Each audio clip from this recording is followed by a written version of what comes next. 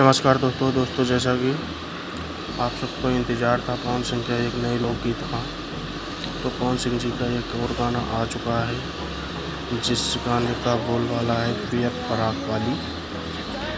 इस गाने को गाए हैं पवन सिंह जी और साथ में गाई हैं अनुपमा यादव जी, और इस गाने में एक्टिंग की है निकिता भारद्वाज जी।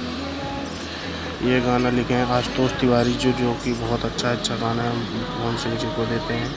और म्यूजिक डायरेक्टर तो आप लोग को पता ही होगा, पवन सिंह जी के फेवरेट प्रियांशु सिंह जी।